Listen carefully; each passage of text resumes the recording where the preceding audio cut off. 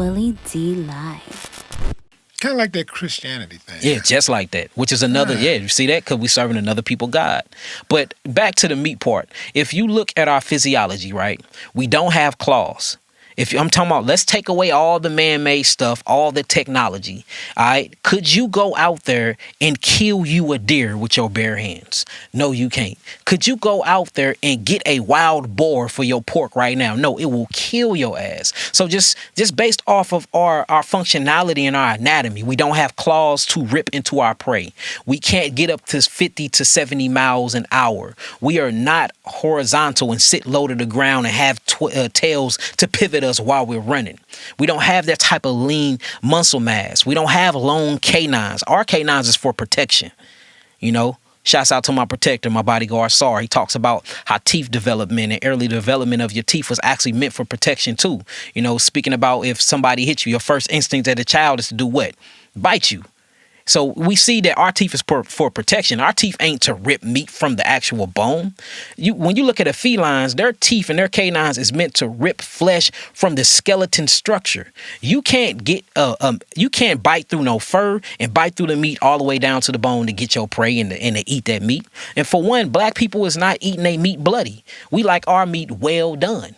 So you think about all these things, the way we live. And then if you look at a carnivore eats 99% flesh, 99% meat. Every now and then you will see a lion eating some grass when his stomach is set because it got to go to the herb. You will see a wild dog eating grass because it got to go back to the roots and the herb. They fast, their body go through a stage of autophagy, then they eat some type of vegetable to help purge their system. Other than that, they eat nothing but bloody flesh. And you don't see pots and pans in the wilderness. They don't cook their food. They're not sprinkling rosemary on their food. They're not topping it off with potatoes. They eat nothing but meat.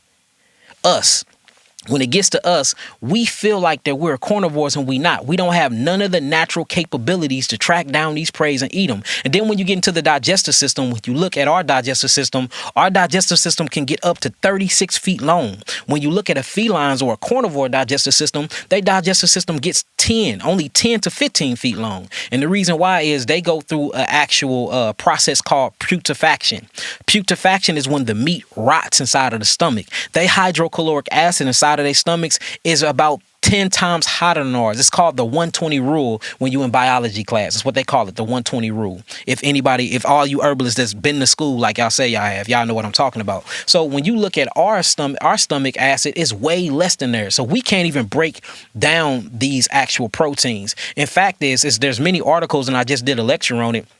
We don't even break down these proteins. We break a little of them down. Then the rest, it messes up our stomachs and messes up the pyloric sphincter. And then it forces its way into the bloodstream. And then it starts cutting off arteries. So the body don't know what to do to the excessive protein buildup. So what it does is it breaks down into something called homocysteine. Homocysteine then breaks down more and it hides in the actual vascular walls. So what the body would do is the body breaks it down and turn it into pure collagen or pure protein. It seeps inside the vascular walls and then it builds up calcium. And this actually causes osteoporosis.